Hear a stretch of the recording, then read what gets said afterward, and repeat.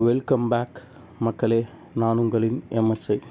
இன்றைக்கி என்ன தகவல் பார்க்க போகிறோம் அப்படின்னா, இன்றைய நாளுடைய சிந்தனை நமக்கு பல விதமான விஷயங்களை கற்றுக் கொடுக்கும். அப்படிப்பட்ட நம்ம வாழ்க்கைக்கு உதவக்கூடிய சில வரிகளும் சிந்தனைகளையும் நாம் பார்ப்போம் வாங்க.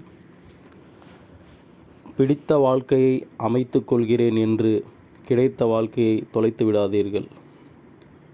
பிடித்த வாழ்க்கையை அமைத்து கொள்கிறேன்ட்டு கிடைச்ச வாழ்க்கையை தொலைச்சிடாதீங்க. இது எல்லாருக்குமே உதவக்கூடிய உபதேசம் தான். மனசில் பதிய வச்சுங்க. ஆணாக இருக்கட்டும், பெண்ணாக இருக்கட்டும்.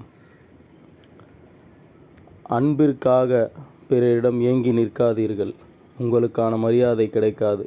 ஒருபோதும் நீங்கள் மதிக்கப்பட மாட்டீங்க. இதை நம்ம வலியுறுத்தியே ஆகணும். அது யாராக இருந்தாலும் சரி, கணவன், மனைவி, அம்மா, அப்பா, பிள்ளை, தாய், யார் எப்படிப்பட்ட ரிலேஷன்ஷிப், அன்பு பகிரக்கூடிய ரிலேஷன்ஷிப்பாக இருந்தாலும் சரி, தயவு செய்து அன்புக்காக நீங்கள் ஏங்கி நிற்காதீங்க. எதிர்பாராமல் இருங்க.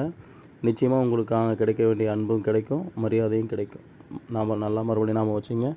அன்புக்காக பிறரோட ஏங்கி நிற்காதீங்க. உங்களுக்கான மரியாதை கிடைக்காது. ஒருபோதும் நீங்கள் மதிக்கப்பட மாட்டீங்க. ஸோ எனவே செல்ஃப் ரெஸ்பெக்ட் இல்லாமல் நம்ம யாரிடமும் நம்மளுடைய அந்த என்ன சொல்கிறது, இறங்கி போகக்கூடாது.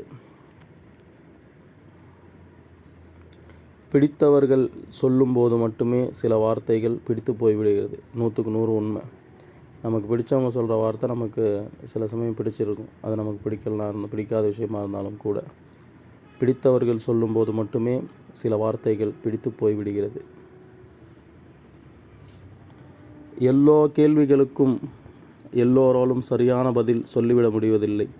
ஆனால் முயல்வதே வெற்றியாளனின் வழி. எல்லா கேள்விகளுக்கும் எல்லோருமே சரியான பதிலை சொல்லிவிட முடிவதில்லை. ஆனால் முயல்வதே வெற்றியாளனின் வழி.